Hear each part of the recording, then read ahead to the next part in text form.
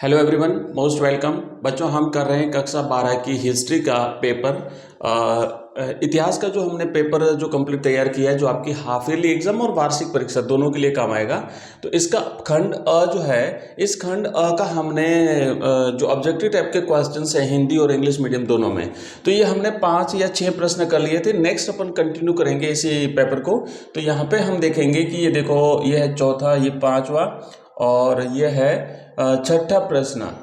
छठा प्रश्न है, हमने कर लिया था छठा प्रश्न कि निम्नलिखित मंदिरों में से कौन सा मंदिर था जिसका उपयोग केवल विजयनगर के शासकों और उनके परिवार के द्वारा किया जाता था। तो ये था हजारा राम मंदिर। ठीक है, आगे बढ़ते हैं। अब यहाँ से नए क्वेश्चंस अपने शुरू हो रहे हैं। क्वेश्चन नंबर 7 नंबर है कि मनसबदार कौन थे। बच्चों, आपको याद होगा मुगलों ने अपने प्रशासन को व्यवस्थित तरीके से संचालित करने के लिए अलग अलग पद सृजित किए थे, अलग अलग पोस्ट सृजित की थी। तो उसमें एक पद था मनसबदार का। मनसबदार कौन थे? तो मुगल अधिकारी थे, मुगल जमींदार थे, मुगल दरबारी थे, या मुगल या इनमें से कोई नहीं थे। तो चूंकि ये इनको प्रशासनिक जो है जिम्मेदारी दी जाती थी, साथ ही साथ युद्ध जब लड़ना होता था तो वहां पर भी इनको भेजा जाता था। तो ये एक प्रकार से मुगल अधिकारी थे। तो ऑप्शन इसका अ जो है वो राइट रहेगा। तो ये मुगल अधिकारी थे। ओके, आगे बढ़ते हैं। नेक्स्ट है अगला प्रश्न, इंग्लिश में भी देख लीजिए। जो इंग्लिश मीडियम के जो स्टूडेंट हैं उनके लिए भी यहाँ पे है, who were the mansabdar. Mansabdar कौन थे? तो मुगल ऑफिसर, देवर मुगल ऑफिसर्स। ओके, नेक्स्ट अगला है 8वां प्रश्न। 1560 के दशक में 1560 के दशक में अकबर ने किस इमारत का निर्माण करवाया था? वैसे अकबर ने बहुत सारी अकबर ने बिल्डिंग्स बनाई थी, निर्माण करवाया था, लेकिन 1560 में पूछा है बच्चों। तो इस प्रश्न का सही जवाब रहेगा आगरा का किला। ऑप्शन अ इस क्वेश्चन का सही आंसर है। आगरा के किले का निर्माण करवाया था।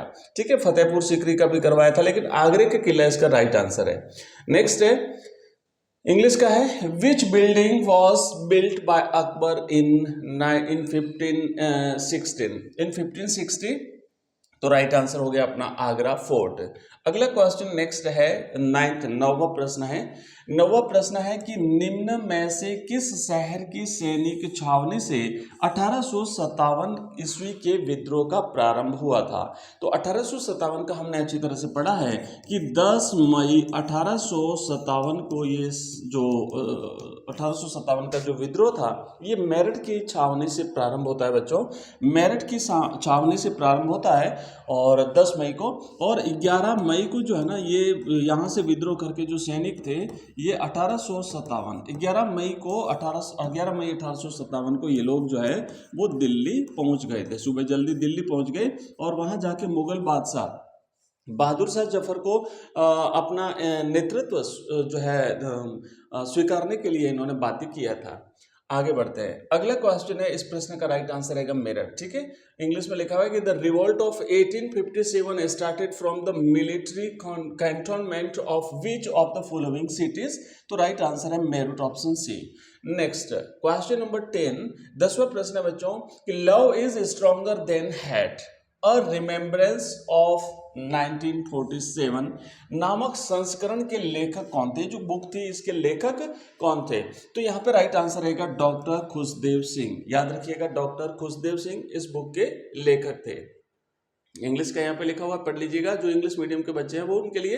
अगला हमारा क्वेश्चन है, नेक्स्ट है 11वां प्रश्न है, संविधान सभा में उद्देश्य प्रस्ताव कब पढ़ा गया था? बच्चों, आपको याद होगा कि हमारी जो संविधान सभा थी 1946 में जो कैबिनेट मिशन आया था, है ना, उस कैबिनेट मिशन योजना के तहत संविधान सभा का गठन हुआ था।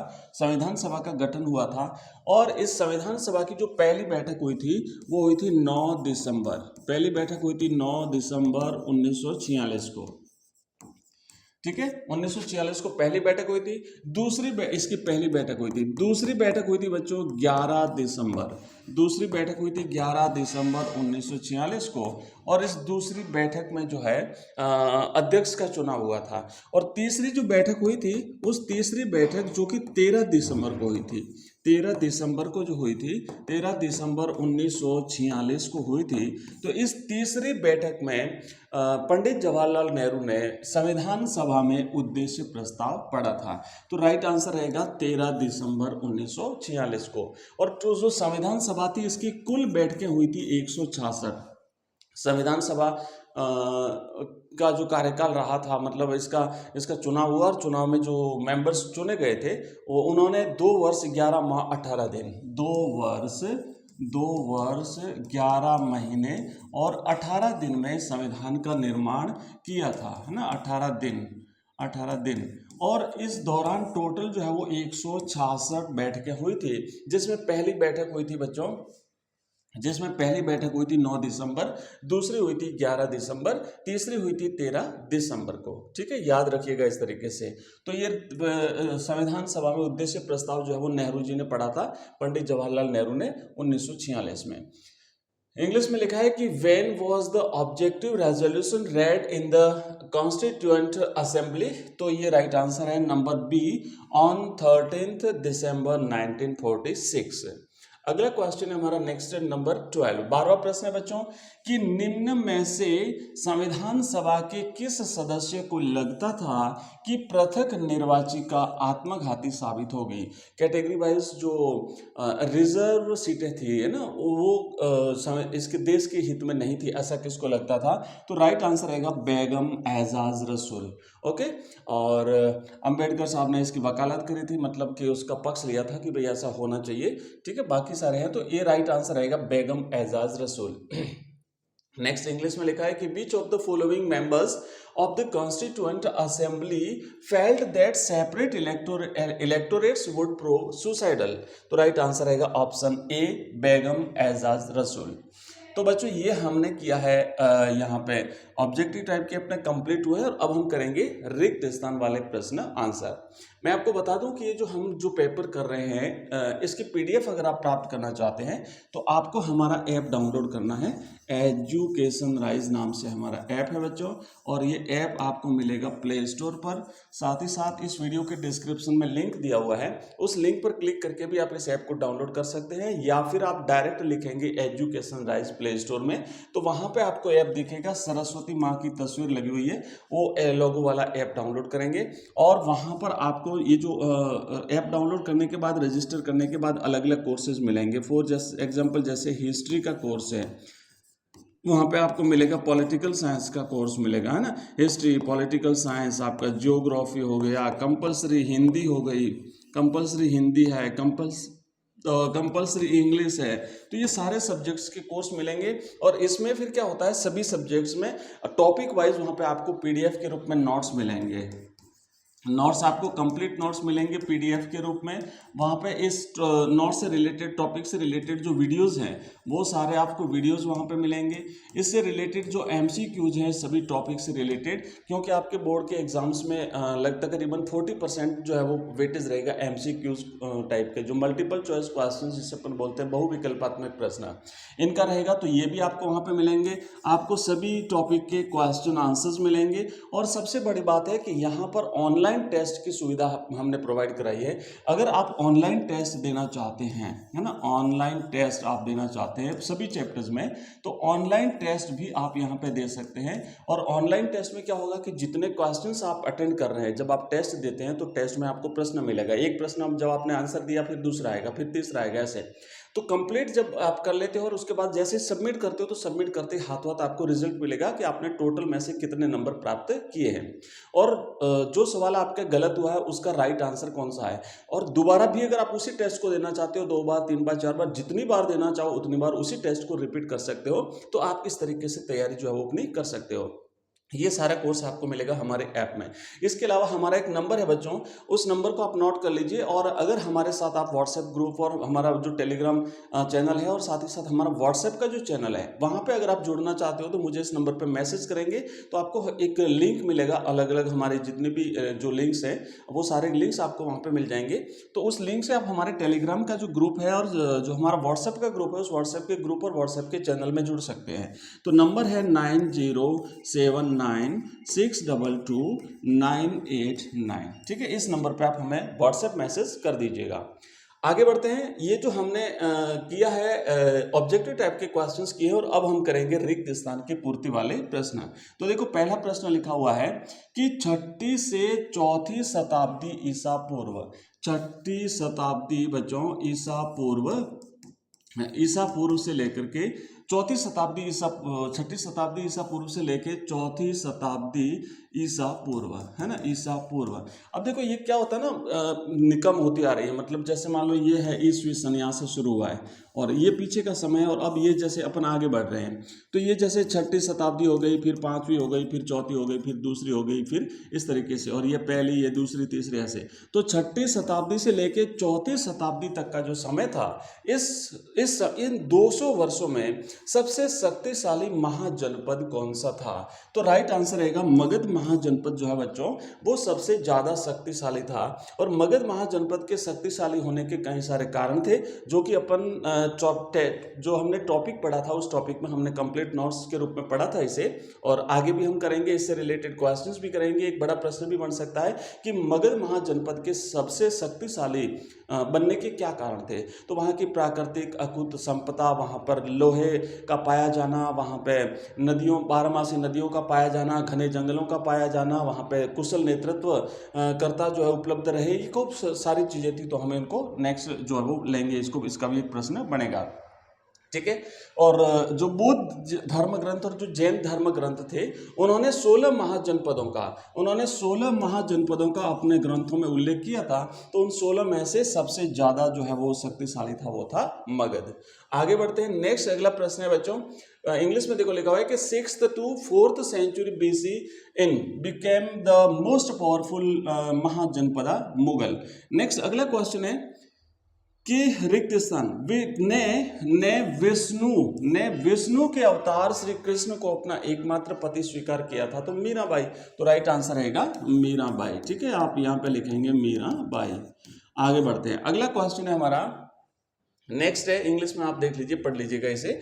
अखिल भारतीय जनगणना का प्रथम प्रयास किया था। तो बच्चों भारत में जो जनगणना का पहला प्रयास हुआ था वो लॉर्ड मेयो के काल में, है ना, लॉर्ड मेयो के काल में लॉर्ड मेयो ने 1872 में करवाया था।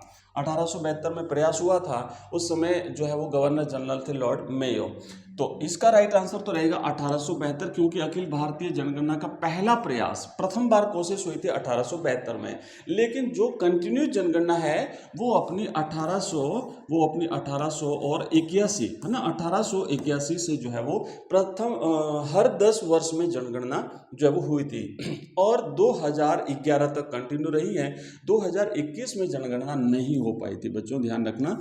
2021 में जो है वो कोरोना की वजह से 2021 की जनगणना नहीं हो पाई थी, ठीक है। आगे बढ़ते हैं। अगला क्वेश्चन है, गांधी जी ने एक्ट के खिलाफ अभियान चलाया था। किस एक्ट के खिलाफ गांधी जी ने अभियान चलाया था? तो रोलट एक्ट के खिलाफ गांधी जी ने बच्चों अभियान चलाया था। रोलट एक्ट, जिसे काला कानून के नाम से भी जाना जाता है, काला कानून।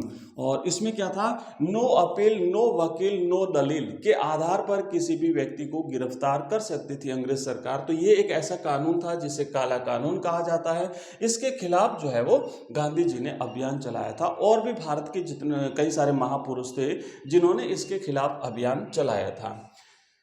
आगे बढ़ते हैं। नेक्स्ट अगला क्वेश्चन है, मैं नाजी जर्मनी में लोगों को मारने के लिए सरकारी मुहिम कब चली थी? 1947-48 में। और ठीक है, तो ये हमारे प्रश्न हुए। उसके बाद फिर अति लघुतरात्मक प्रश्न शुरू होते हैं। तो ये जितने भी अति लघुतरात्मक प्रश्न हैं, इन सभी प्रश्नों को अपन नेक्स्ट वीडियो में लेंगे। वीडियो काफ़ी लंबा हो रहा है। तो बच्चों, अगर आपने पहली बार चैनल पर आए हैं तो वीडियो को सब शेयर करना है अपने मित्रों के साथ में, जो आपके क्लासमेट्स हैं, आपके भाई बंधु हैं, जो आपके दोस्त हैं, जो भी आपके क्लासमेट हैं जिनका हिस्ट्री सब्जेक्ट है, उनके साथ शेयर करिए। और जो हिस्ट्री हम पढ़ रहे हैं इसी तरीके से हम पढ़ते हैं। Political science, geography, English compulsory, Hindi साहित्य हिंदी कंपलसरी, ये सारे सब्जेक्ट्स हम पढ़ते हैं। इसी तरीके से मैं सभी सब्जेक्ट्स के मॉडल पेपर अवेलेबल कराता हूँ, साथ ही साथ इनके टॉपिक भी हम पढ़ते हैं, इनके क्वेश्चन आंसर्स भी करते हैं और हमारी लाइव क्लास भी होती है बच्चों। मैं आपको बता दूं कि हमारी जो लाइव क्लास होती है हम उसमें एमसीक्यूज टाइप के जो क्वेश्चंस हैं, उस लाइव क्लास में हम एमसीक्यूज टाइप के जो हमारे क्वेश्चंस हैं वो करते हैं। और वो लाइव क्लास का नोटिफिकेशन आपको, वैसे तो अगर आपने चैनल को सब्सक्राइब कर रखा है तो आपको यहाँ पर यूट्यूब से आपको नोटिफिकेशन मिल जाएगा। अगर आपने सब्सक्राइब नहीं किया तो चैनल को सब्सक्राइब करके रखिएगा ताकि आपको नोटिफिकेशन मिल जाए, और वो जो ऑल नोटिफिकेशन वाला जो बटन है बेल वाला उसे प्रेस करके रखिएगा। और अदरवाइज आप हमारा जो नंबर मैंने आपको अभी दिया था एक बार फिर से लिख देता हूँ, 9079622989। इस नंबर पे आप हमें मैसेज कर सकते हैं। तो मैसेज करेंगे जब आप हमारा टेलीग्राम, हमारा जो व्हाट्सएप का जो चैनल है, आप हमारा व्हाट्सएप का चैनल ज्वाइन कर सकते हैं, या फिर हमारा व्हाट्सएप का जो ग्रुप है आप उस ग्रुप को ज्वाइन कर सकते हैं। तो ग्रुप में हम नोटिफिकेशन भेजते हैं, तो उस ग्रुप के माध्यम से आपको हमारे लाइव क्लास का नोटिफिकेशन मिल जाएगा। साथ ही साथ ये जो मॉडल पेपर्स हम अवेलेबल करते हैं उसका भी नोटिफिकेशन आपको वहाँ पे हम प्रोवाइड करा देते हैं। ठीक है, इसके अलावा बहुत सारी चीज़ें हैं जो मैं आपको नेक्स्ट कंटिन्यू वीडियो में करेंगे। अगले जो नेक्स्ट वीडियो लेकर आएंगे उसमें भी अपन बातचीत करेंगे, साथ ही साथ लाइव क्लास में भी आप जुड़ सकते हैं। तो मिलते हैं नेक्स्ट वीडियो में, तब तक के लिए बाय, धन्यवाद, थैंक यू।